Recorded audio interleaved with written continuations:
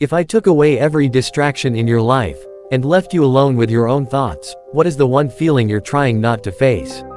Not what you tell people, not what you post online, but the one feeling that shows up, quietly, when everything else goes silent.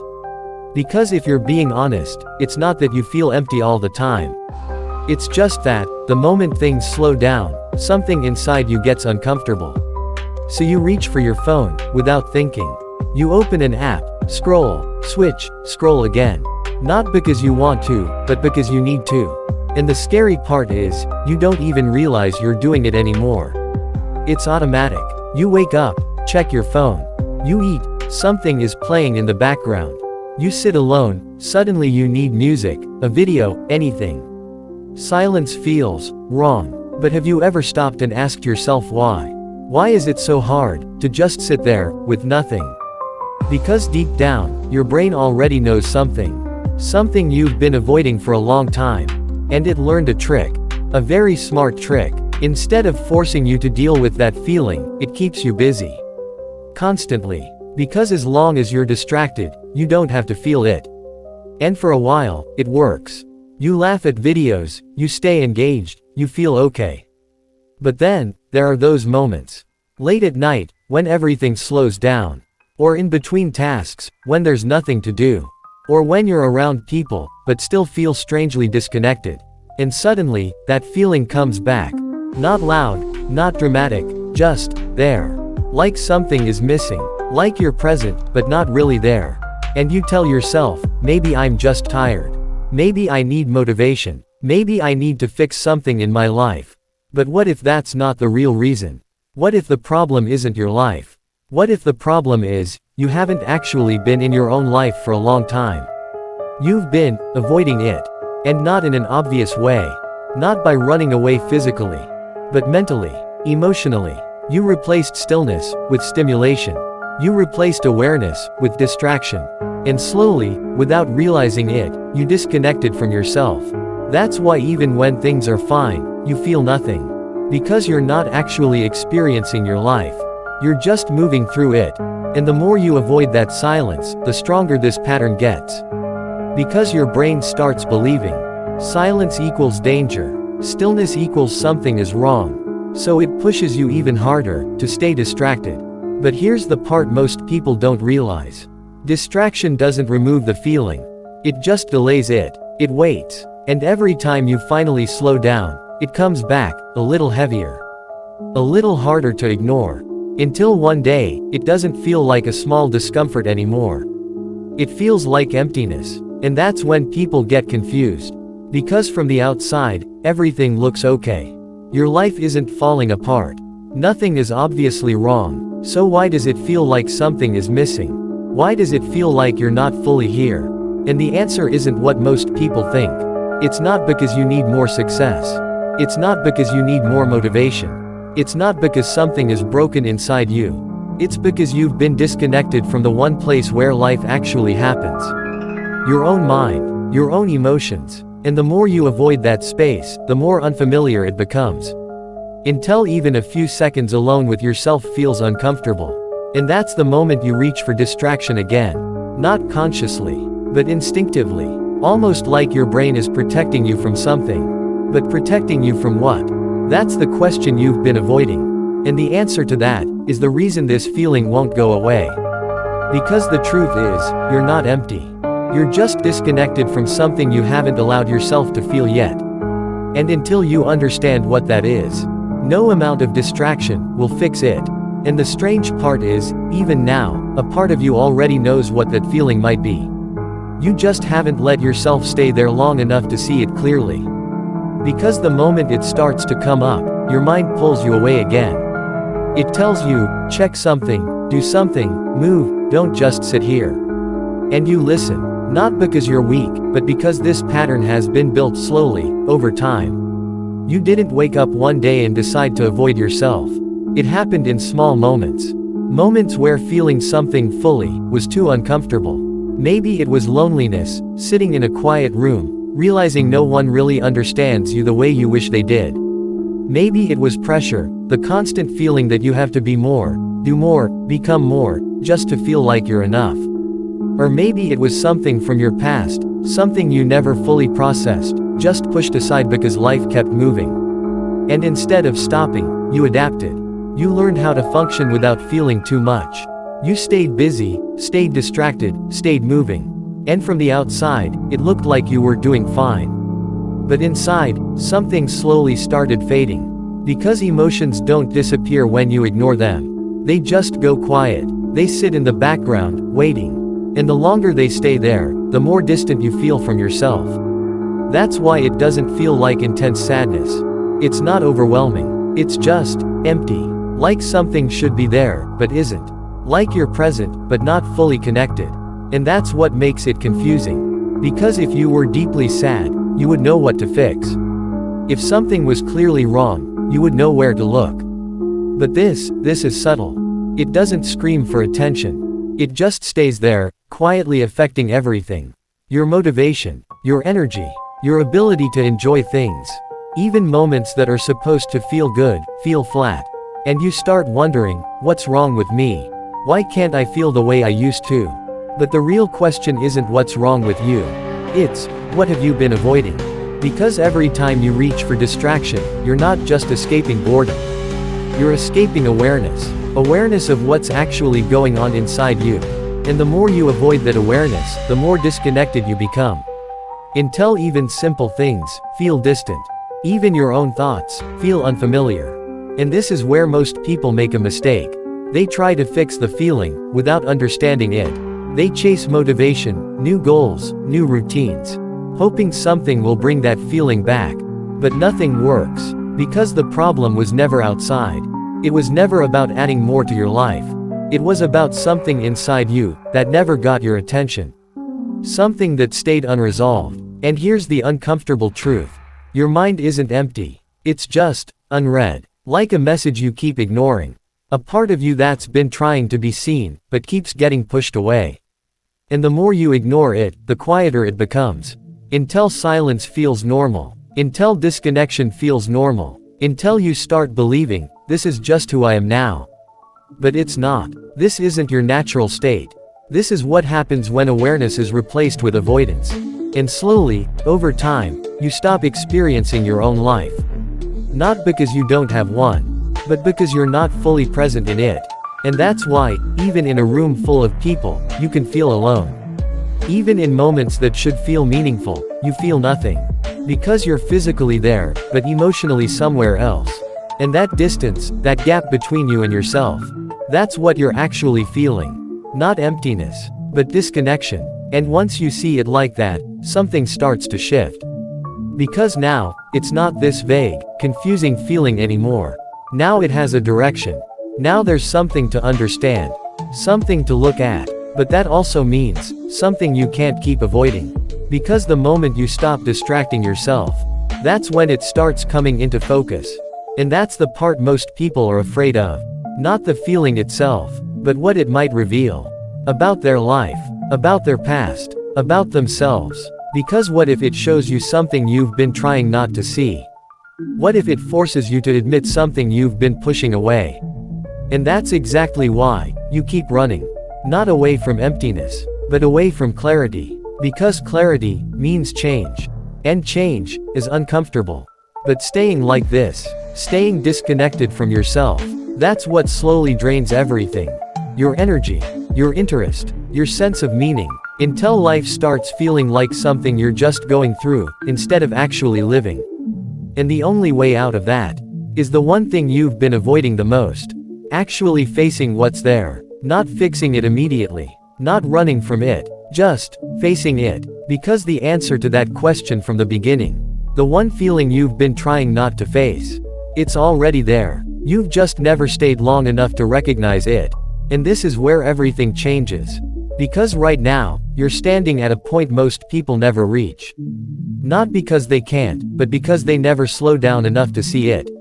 You did. You stayed just a little longer with that question. And now, something feels closer. Not clear yet, but closer. Like a shape in the dark, slowly becoming visible. And if you're honest, there's already a feeling starting to rise. Very subtle, easy to ignore, but it's there. And normally, this is where you would reach for something. Your phone, a distraction, anything to shift your focus. But this time, don't. Just stay here for a second longer. Because what you're about to feel isn't the problem. It's the signal you've been avoiding for a long time. And once you stop running from it, it starts revealing itself. Not all at once, but in pieces. And the first piece usually looks like this. A quiet sense of loneliness. Not the dramatic kind, not the kind where you feel completely alone, but the kind where, even when people are around, you don't feel fully seen. Like there's a part of you that no one really knows. And maybe, even you stopped trying to understand it. So you stayed busy. You stayed available for others. You stayed engaged with everything outside, but never really turned inward. And over time, that distance grew. Until you didn't just feel unseen by others. You started feeling unseen by yourself. And that creates a very specific kind of emptiness. Not because nothing is there, but because what is there hasn't been acknowledged. And that's just one layer. Because beneath that, there's often something else. A quiet pressure. The feeling that you're always supposed to be more successful, more productive, more put together. And even when you're doing fine, it never feels enough. So you keep moving, keep chasing, keep filling your time, because slowing down would mean facing that voice. The one that keeps asking, is this really enough? Am I really enough? And that's not an easy question to sit with. So again, you avoid it. Not consciously, but automatically. And over time, those avoided questions turn into distance. Distance from your own emotions, your own thoughts, your own sense of self. Until eventually, it all blends into one feeling. The feeling you've been calling emptiness. But now, you can see it differently. It's not empty. It's layered. It's everything you haven't given your attention to. Everything you haven't allowed yourself to fully feel. And once you realize that, something shifts again. Because now, the goal isn't to escape the feeling. It's to understand it. And that changes everything. Because you stop asking, how do I get rid of this? And start asking, what is this trying to show me? And that question opens a completely different path. One where you don't run from yourself. You move toward yourself, slowly, carefully, without forcing anything. And it starts in very simple moments. Moments you used to fill with distraction. Like sitting alone, walking without noise, being present without reaching for something. And at first, it will feel uncomfortable. Your mind will try to pull you away. It will tell you this is pointless, boring, unnecessary. But if you stay, just a little longer each time, something begins to happen. That feeling you've been avoiding starts becoming clearer. Not overwhelming, just clearer. And instead of feeling like a void, it starts feeling like something real. Something you can actually understand. And once you understand it, it loses its power over you. Because it's no longer unknown. And that's the part no one tells you. The fear isn't in the feeling itself. It's in not knowing what it is. Once you see it, it becomes manageable, human, real. And from there, you can actually do something with it. Not instantly fix it, but respond to it, in a way that brings you back to yourself. And that's what you've been missing. Not excitement, not motivation, connection. Connection with your own inner world. And the moment you start rebuilding that, life doesn't suddenly become perfect. But it starts feeling real again. And real is something you can work with. Something you can grow from. Something you can actually experience. Instead of just passing through. And that's the difference between living a life that looks fine and actually feeling it. And now, you're not at the beginning anymore. You're already in the middle of that shift. You've seen something most people keep avoiding. And that awareness, that quiet understanding, is the first real step out of that emptiness.